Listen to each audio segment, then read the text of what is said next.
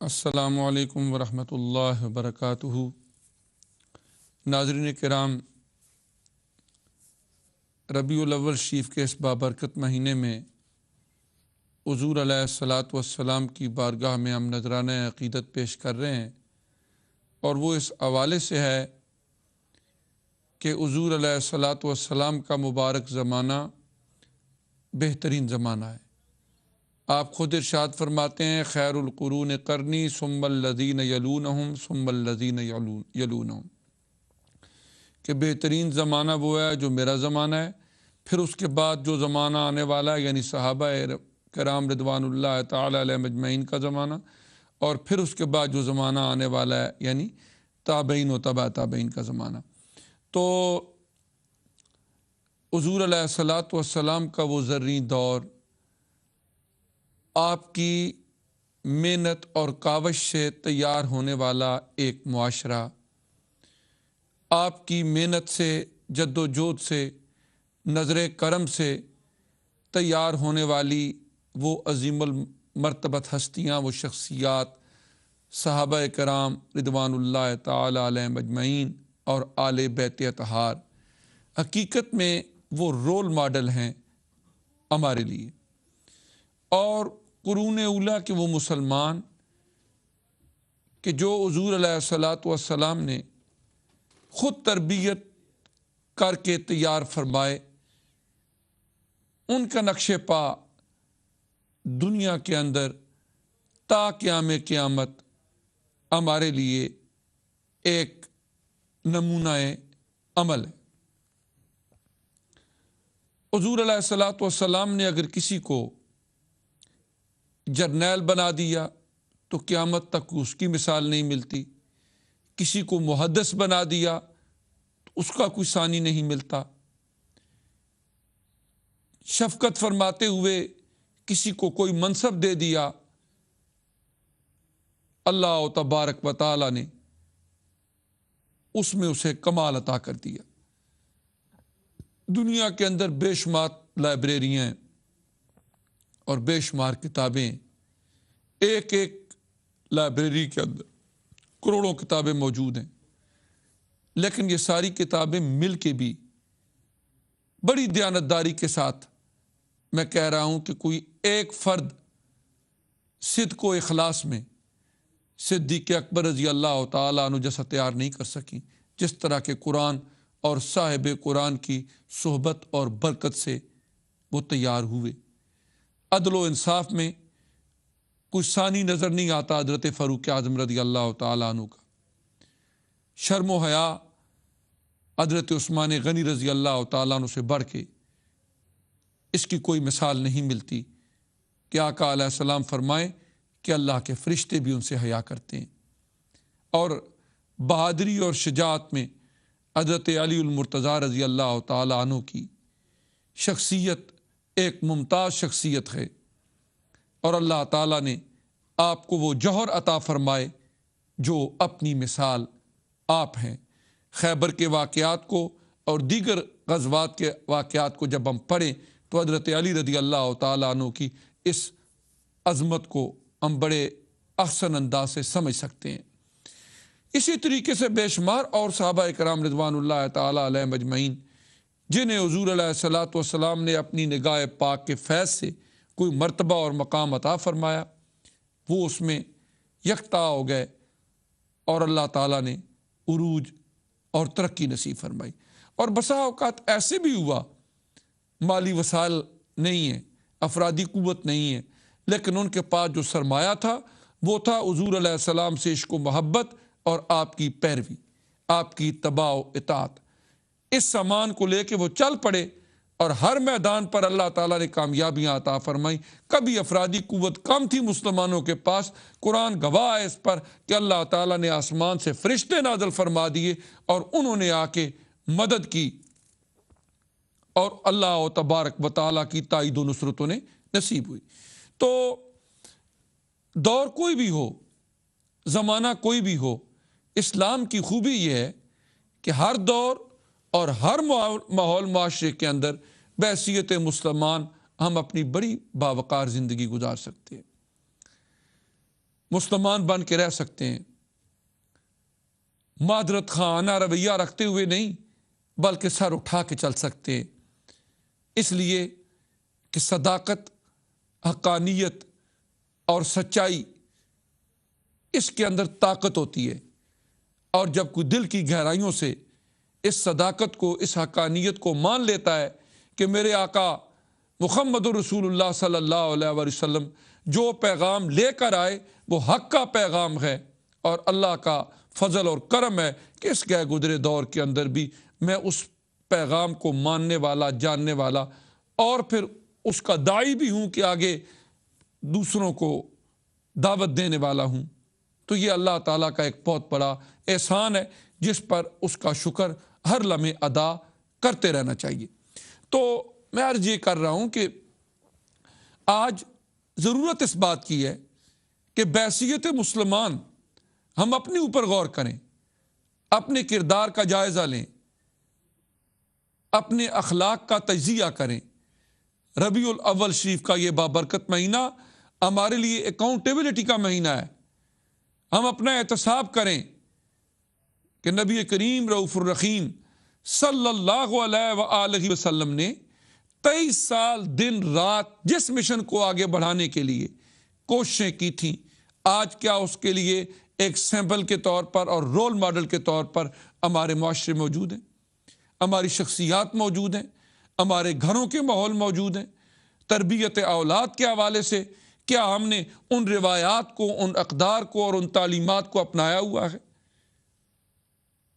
یہ ساری کی ساری چیزیں وہ ہیں کہ جب ہم مسلمان خود ایک ایسا رویہ اختیار نہیں کریں گے، ایسا رستہ نہیں اپنائیں گے کہ جو آقا علیہ الصلوۃ والسلام ہمارے لیے چھوڑ کر گئے، اور جو سب سے بڑی وراثت ہے آقا علیہ الصلوۃ والسلام کی، وہ علم ہے۔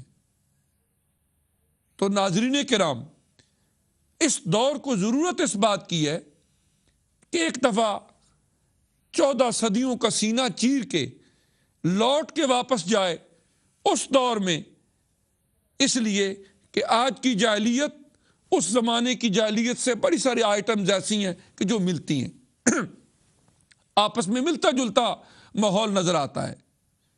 اگر خدا کو اس وقت بھی لوگ بھول چکے تھے تو آج دنیا پوری میں دیکھ لیں کتنے لوگ ہیں جو خدا کے تصور سے بھی بے بہرہ ہے، کتنی وہ مخلوق ہے جو بتوں کے سامنے اپنے سروں کو جھکا رہی ہے، کتنے وہ لوگ ہیں جو ان جاہلانہ رسموں کو اپنائے ہوئے ہیں۔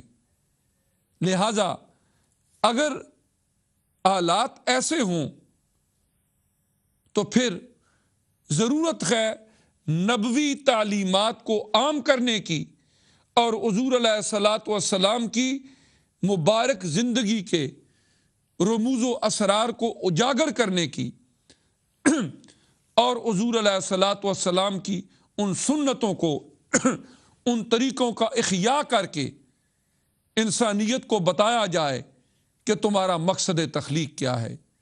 تم ایوانوں کی طرح کھا پی کے عیاشیاں کرنے کے لیے اس زمین پر نہیں آئے، بلکہ تم تو اس اللہ تبارک و تعالی نے ایک خلیفۃ اللہ علی الارض بنا کے تمہیں بھیجا ہے۔ تم تو بڑے رسپانسبل ہو، تمہیں تو اللہ کی بارگاہ میں جواب دہ ہونا پڑے گا، اور اپنے کیے پر اللہ کی بارگاہ کے اندر تمہیں رسپانسبل ہونا ہے۔ یہ پیغام انبیاء اور رسل دیتے رہے، آقا علیہ الصلوۃ والسلام نے اس پیغام کی تکمیل فرمائی، اور پھر یہ ذمہ داری اپنی امت اجابت کے ذمہ لگا دی کہ وہ تا قیام قیامت اس دعوت و عظیمت کے مشن کو آگے بڑھاتے چلے جائیں گے۔ لہٰذا آج کے اس دور کو بہت اشد ضرورت ہے حضور علیہ الصلوۃ والسلام کی ان نبوی برکات کی۔ دو چیزیں ناظرین کرام ہمیشہ سے انسانوں کی اصلاح کا سبب رہی ہیں، ایک رجال اللہ اور ایک کتاب اللہ، ایک اللہ کے بندے اور ایک اللہ کی کتاب۔ وہ صحائف، وہ کتابیں جو نازل ہوتی رہیں،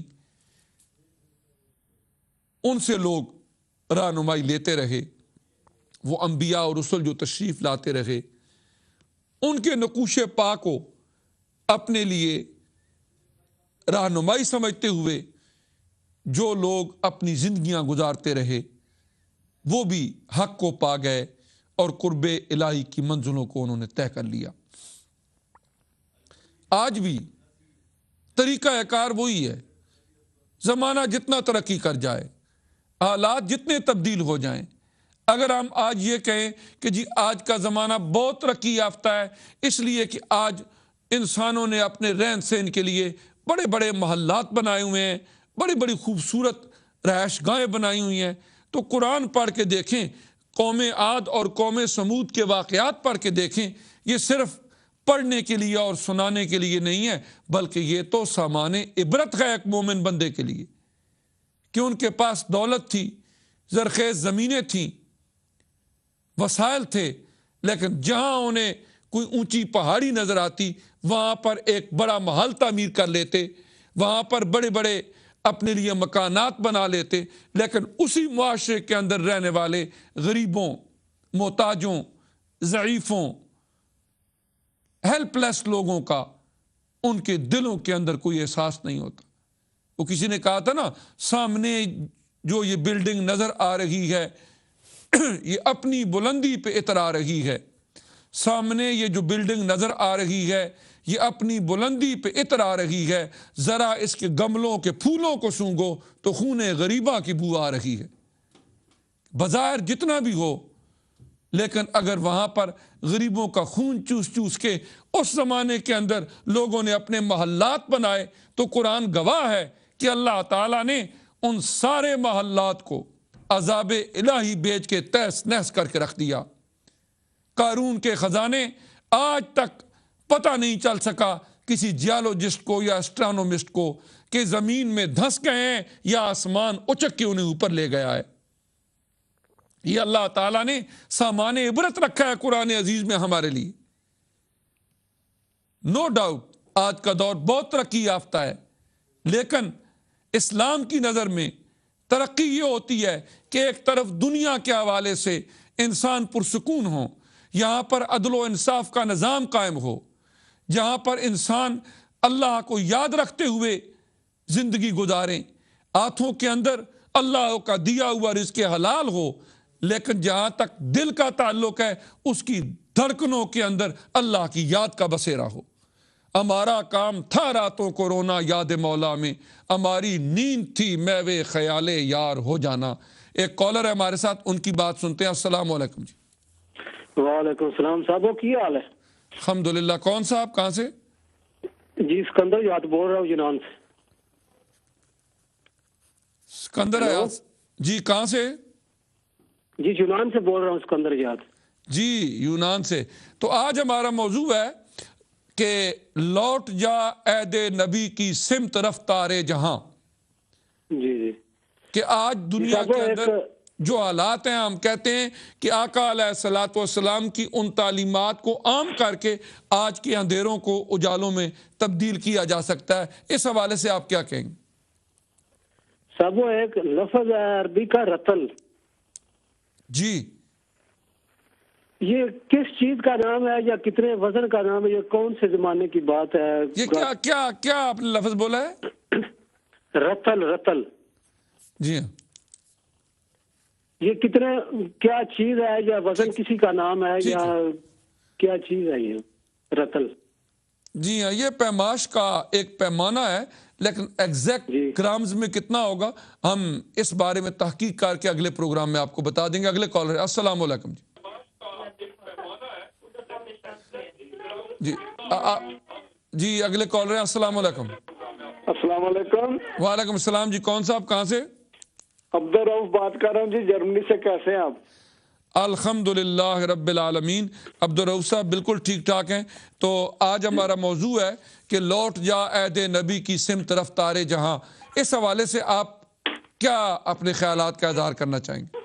میں یہ عرض کرتا ہوں کہ یہ بہت ہی عظیم الشان موضوع ہے، جی بہت ہی پیارا موضوع ہے، اور اس میں ہرگز کوئی شک نہیں جی کہ تمام انسانیت کی جو نجات ہے وہ نبی پاک صلی اللہ علیہ وآلہ وسلم کی سنت کے اوپر پیروی کرنے سے ہی نجات ممکن ہے، بالکل۔ اور دنیا میں امن، محبت اور جو اخوت ہے، جی یہ جو تمام کامیابی کی اور فلاح کی اور نصرت کی باتیں ہیں، یہ نبی کریم صلی اللہ علیہ وآلہ وسلم کی سنت کے ساتھ، سنت کے اوپر عمل کرنے کے ساتھ وابستہ کر دی گئی ہیں۔ جی لیکن سوال یہ اٹھتا ہے کہ اگر ہم اپنے ملک کو ہی لے لیں، باقی اسلامی دنیا کو چھوڑ دیں، جی ہمارا جو دائرہ اختیار ہے، جو ہمارے علماء کرام کا دائرہ اختیار ہے، اگر وہ اپنے ملک تک ہم رکھیں اور اس کو سامنے رکھیں تو 64 سال ہو گئے ہیں ہمارے ملک کو بنے ہوئے، اور کئی ملین علماء موجود ہیں، بہت بڑے بڑے نام بھی موجود ہیں، جی میرے پاس نام لکھے ہوئے موجود ہیں جی جی جو جی علماء 64 سالوں کے اندر گزر گئے ہیں یا جو موجود ہیں۔ جی تو ان کا یہ دینی فریضہ تھا کہ اس قوم کو نبی کریم صلی اللہ علیہ وآلہ وسلم کی سنت طیبہ سے پہلے تو آگاہی، روشنائی کرواتے اور پھر سنت کے اوپر چلاتے اس امت کو۔ جی لیکن ساری دنیا یہ جانتی ہے، میں ایک بار پھر کہتا ہوں کہ ساری دنیا یہ جانتی ہے کہ ہمارے علماء نے 64 سال فرقہ واریت کی تعلیم دی ہے۔ ہمارے نبی پاک صلی اللہ علیہ وسلم ساری زندگی لوگوں کو مسلمان بنانے میں انہوں نے گزاری اور اس راستے میں دکھ اٹھائے اور تکلیفیں برداشت کی۔ ہمارے علماء نے ساری زندگیاں لوگوں کو کافر بنانے میں اور غیر مسلم بنانے میں گزاری ہیں، اور آج بھی یہی کر رہے ہیں۔ یہ ہماری بدقسمتی ہے، اور انہوں نے ساری زندگی نفرت کی تعلیم دی ہے۔ اس کا نتیجہ یہ ہے کہ آج دیکھیں، ہم اسلامی جمہوریہ تو کہتے ہیں، اسلامی جمہوریہ پاکستان ہے، لیکن اسلام کے ساتھ تعلق رکھنے والا ہمیں کوئی عمل وہاں پہ نظر نہیں آتا۔ اللہ تعالیٰ ہمارے ملک کے اوپر رحم فرمائے اور ہمارے مسلمانوں کے اوپر رحم فرمائے۔ السلام علیکم۔ آمین۔ جی تو یہ تھے عبدالرؤف صاحب جرمنی سے، جو اپنے جذبات اور احساسات کا اظہار کر رہے تھے۔ پچھلے پروگرام میں بھی بالتفصیل اس موضوع پر ہماری گفتگو ہوئی۔ جہاں تک تعلق ہے پاکستان کا، اس کے لیے بھی ہماری خواہش بھی ہے، دعا بھی ہے، کاوش اور کوشش بھی ہے کہ اللہ تبارک و تعالیٰ جس مقصد کے لیے یہ بنایا گیا تھا، اس مقصد کی تکمیل کی وہاں کے جو ارباب اختیار ہیں، ہم سب لوگ جو وہاں کے سے ایک تعلق رکھنے والے ہیں، ایک رشتہ رکھنے والے ہیں اس پاک سرزمین سے، وہ مل جل کے اس کو ایک عظیم اسلامی فلاحی ریاست بنائیں۔ اور بدقسمتی سے یقیناً آج تک ایسا نہ ہو سکا۔ اس کی وجوہات اور اسباب کیا ہیں وہ ہم سب ہی جانتے ہیں، لیکن یقیناً ہمارے بھی جذبات اسی طرح کے ہیں جس طرح کے عبدالرؤف صاحب اظہار کر رہے ہیں۔ دوسری بات انہوں نے فرقہ واریت کے حوالے سے کی۔ بات یہ ہے کہ علماء جہاں تک اس بات کا تعلق ہے وہ اپنی ذمہ داریاں نبھا رہے ہیں۔ کچھ کمزوریاں بھی ہوں گی، جس طرح ہر شعبے کے اندر کوئی نہ کوئی کمزوری ہوتی ہے، اس شعبے میں بھی کچھ کمزوریاں ہوں گی، لیکن ہوتا یہ ہے کہ بسا اوقات اسلامی تاریخ کا جب ہم مطالعہ کرتے ہیں، کچھ ایسے لوگ ہر دور کے اندر پیدا ہوتے رہے یا غیروں کی ریشہ دوانیوں کے نتیجے میں ایسے اوٹ پٹانگ نظریات اسلام کے نام پر لاتے رہے کہ جن کا اسلام سے تعلق بھی نہیں ہوتا تھا۔ اب علماء حق کی یہ ذمہ داری بنتی ہے کہ اس ناحق کو ناحق کہیں، اور حضور علیہ الصلاۃ والسلام کی ذات کے حوالے سے، دین اسلام کی عظمتوں کے حوالے سے، دین اسلام کی بقا کے حوالے سے، حضور علیہ السلام کی ختم نبوت کے حوالے سے، عقیدہ توحید و رسالت کے حوالے سے، عقیدہ آخرت کے حوالے سے، جس دور میں جو غیر اسلامی روایات اسلام کے نام پر پروان چلانے کی کوشش کی گئی، علماء حق نے ڈٹ کے اس کا مقابلہ کیا ہے، اور عام فہم لوگ بسا اوقات اس کو بھی فرقہ واریت کا نام دے دیتے ہیں۔ بات اتنی ہے کہ اس میں کوئی شک نہیں کہ جو صحیح العقیدہ مسلمان ہیں کہ جنہیں اللہ تعالیٰ نے حضور علیہ السلام کے لائے ہوئے دین کی ان عظمتوں کو سمجھنے کی اور ان پر عمل کی توفیق عطا فرمائی ہے، وہ بجائے اس کے کہ ایک دوسرے کی لیگ پولنگ کریں، اکٹھے ہو کے ایک مضبوط دیوار بن کے اللہ کے دین کی سربلندی کے لیے کوششیں اور کاوشیں کریں، اور جو چھوٹی چھوٹی ٹکڑیوں میں اسلام کی جڑیں کاٹنے والے لوگ ہیں وہ خود بخود مٹ جائیں گے۔ لیکن بات اتنی ہے کہ فرقہ واریت کی اسلام اجازت نہیں دیتا۔ اسلام نے واضح طور پر یہ کہا ہے وَلَا تَفَرَّقُوا، فرقے مت بناؤ، فرقوں کی اجازت نہیں ہے۔ لیکن اگر کسی ناحق کو ناحق کہنے کا نام فرقہ ہو تو اس میں بھی ہمیں غور و فکر کرنا چاہیے کہ ناحق کو ہم سب کو مل کے کہنا چاہیے کہ یہ ناحق ہے، پھر فرقہ بندی نہیں ہوگی۔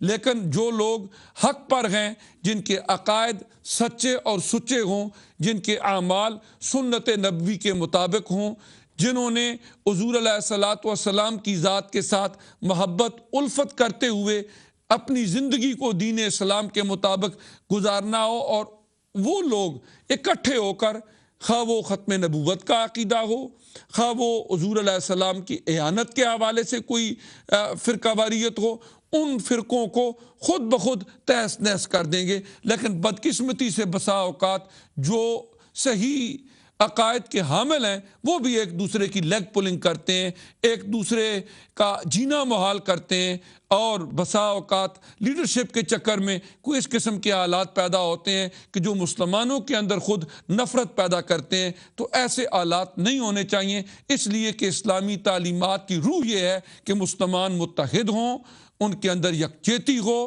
اور وہ مل جل کے اس اسلام کے خدمت کریں، اور اس مشن کو جو آقا علیہ السلام بطور وراثت ہمارے پاس چھوڑ کر گئے ہیں، ہم اس وراثت کا احترام بھی کریں، اس کی قدر بھی کریں، اور جو قلوب و اذہان ابھی تک دین اسلام کی پاکیزہ تعلیمات سے بے بہرہ ہیں ان تک ان تعلیمات کو پہنچائیں بھی۔ اللہ تعالیٰ توفیق عمل نصیب فرمائے۔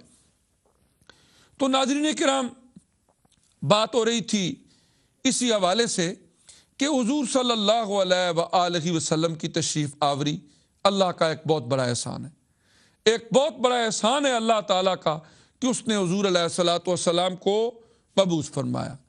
لیکن اس احسان کی قدر کس کو کرنی ہے؟ پہلے تو اس احسان کی قدر ان کو کرنی ہے جن کے بارے میں قرآن فرماتا ہے کہ اللہ پاک نے ان پر احسان کیا ہے۔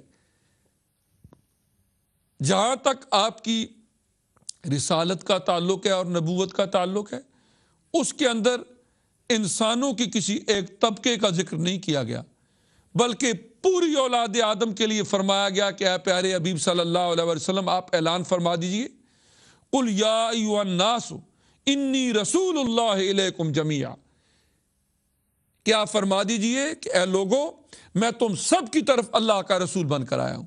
لیکن جہاں تک احسان کا تعلق ہے، جس کی قدر سے روشناس ہونا ہے، لقد من اللہ علی المؤمنین اذ بعث فیہم رسولا، وہ احسان اللہ پاک نے اہل ایمان پر کیا ہے، لہذا اس احسان کی قدر شناسی کا آغاز بھی ان سے ہوگا کہ جن قلوب کے اندر اللہ تعالیٰ نے ایمان کی رمق، روح اور روشنی رکھی ہے، اور پھر یہ روشنی آگے پھیلتی چلی جائے گی، اور انشاءاللہ اندھیروں اور ان برائیوں کے اندر ڈوبی ہوئی انسانیت کو انشاءاللہ نیکی کی راہ نصیب ہوگی۔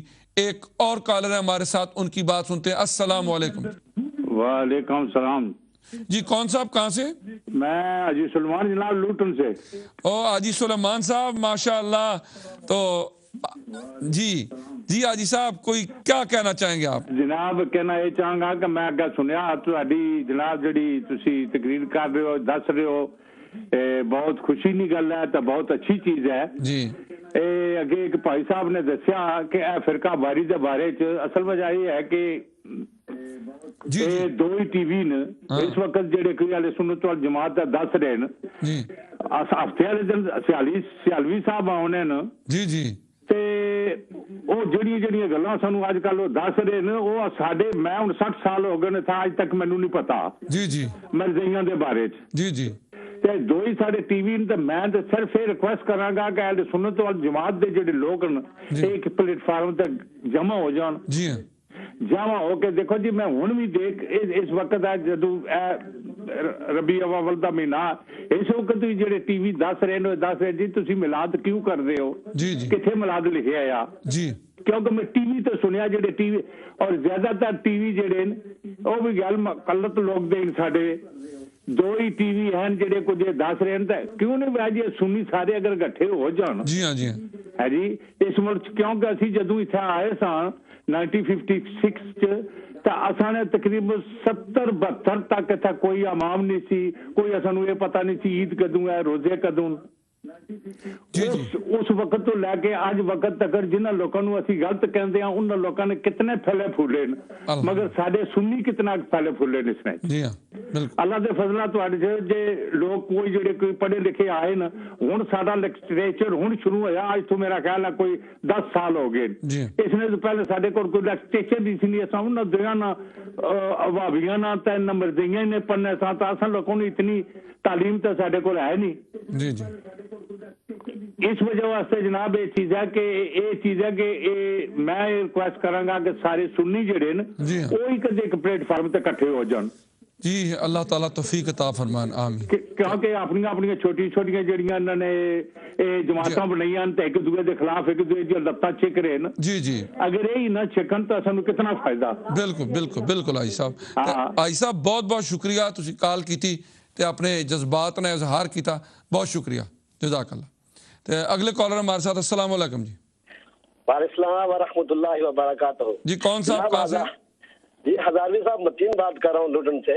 मतीन जी, माशाअल्लाह। माशाअल्लाह आपका प्रोग्राम बहुत अच्छा चल रहा है। जी और आपका चैनल और आप खुसूसन मुबारकबाद के मुस्तहिक हैं। जी और आपका चैनल माशाअल्लाह बाअमल उलमा को ला रहा है, जिससे हम लोग मुस्तफीद हो रहे हैं। जी और बाअमल उलमा ही माशरे से जो है जी जो फर्का है वो खत्म कर सकते हैं।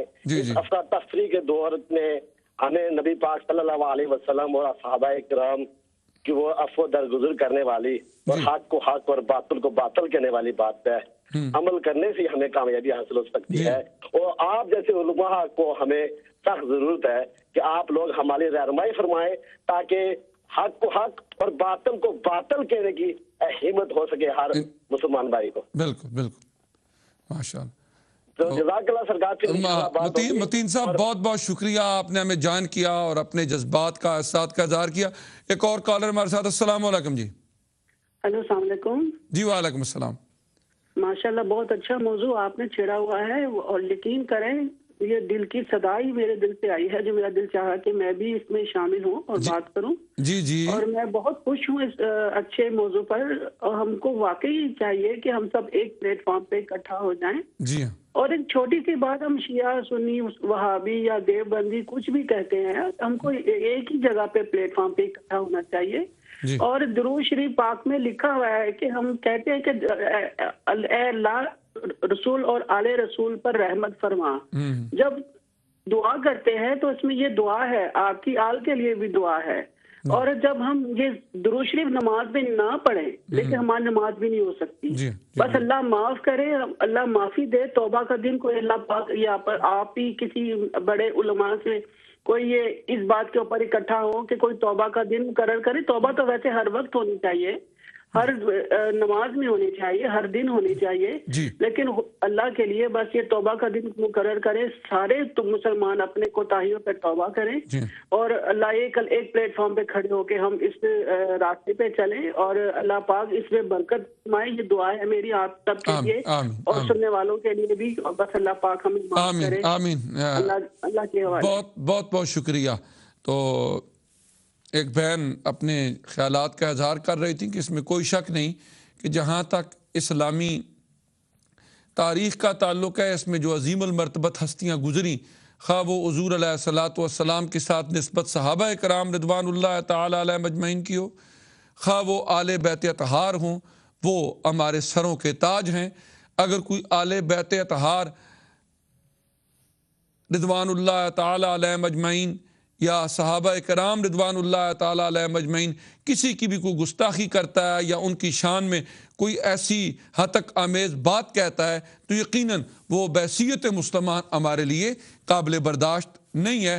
ہم ایک طرف حضور علیہ الصلوۃ والسلام کے تربیت یافتگان صحابہ کرام کی عزت احترام اور ان کی شان کو بیان کرتے ہیں، اور دوسری طرف جو ایک طرف صحابیت کے شرف سے بھی مالا مال ہے اور دوسری طرف ان کی رگوں کے اندر آقا علیہ الصلوۃ والسلام کا مبارک خون بھی میوہ گردش ہے۔ میری مراد آل بیت اطہار رضوان اللہ تعالی علیہم اجمعین، ان کے بھی وہ بھی ہمارے سروں کا تاج ہیں اور ان سے محبت ہمارے دین کا حصہ ہے۔ جس طرح بہن نے کہا کہ ہم نماز کے اندر بھی آل بیت اطہار پر درود پیش کرتے ہیں، تو یقیناً ان عظیم المرتبت ہستیوں کے بارے میں کوئی کوشچن ہی نہیں ہے کہ بندہ مسلمان ہو اپنے آپ کو کہے کہ میں مسلمان ہوں، وہ صحابہ اکرام کی گستاخی کرے یا وہ آل بیت اطہار کی گستاخی کرے۔ اہل سنت والجماعت داد کے مستحق ہیں اس حوالے سے کہ دونوں کی عظمتوں کو اپنے لیے سرمایہ حیات سمجھتے ہیں اور بخشش کا ذریعہ سمجھتے ہیں۔ تو ناظرین کرام، آج ہم نے گفتگو کی اس موضوع پر کہ لوٹ جا عہد نبی کی سمت رفتار جہاں، کہ آج کے دور کا انسان اگر اس کا جائزہ لیا جائے، اس کی مینٹیلٹی، اس کے سینٹیمنٹس، اس کا رہن سہن، اس کی اخلاقی قدریں، اس کی روحانی بالیدگی اور آج کے زمانے کی ٹریڈیشنز اگر ان کا جائزہ لیا جائے تو نتیجہ یہ نکلتا ہے کہ اس زمانے کو اور آج کے دور کے انسان کو ضرورت اس بات کی ہے کہ مختلف قسم کی گندگیوں اور آلائشوں سے اپنے آپ کو بچا کے آقا علیہ الصلوۃ والسلام کی غلامی کا پٹا اپنے گلے میں ڈال لے۔ نتیجہ یہ نکلے گا کہ جس طرح حضور علیہ السلام کے فیوز و برکات صدیوں پہلے صحابہ کرام رضوان اللہ تعالی علیہم اجمعین کے قلوب و اذہان کو منور کر کے ان کی جبینوں کو بتوں کی پوجا سے بچا کے، اخلاقی بے راہ روی سے بچا کے، معاشرے کی غلط روایات سے بچا کے وہ مقام دے دیتی ہے کہ قیامت تک آنے والے انسانوں کے لیے ان کا ایمان معیار بن جاتا ہے۔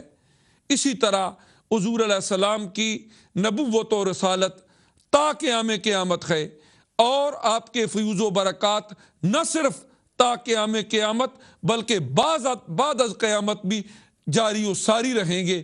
یوم محشر میں بھی آپ کے فیوز و برکات کی برسات جاری رہے گی۔ تو حضور علیہ السلام سے اپنا ایک تعلق اس ربیع الاول شریف کے مہینے کے اندر ایسا ہم وابستہ کر لیں کہ اپنی اصلاح کا سامان پیدا کر لیں، تاکہ دنیا کی زندگی بھی پرسکون اور مطمئن ہو اور آخرت کے اندر بھی اللہ کی رحمتیں ہماری منتظر ہوں۔ جزاک اللہ خیر الجزاء فی الدارین، فی امان اللہ تعالی۔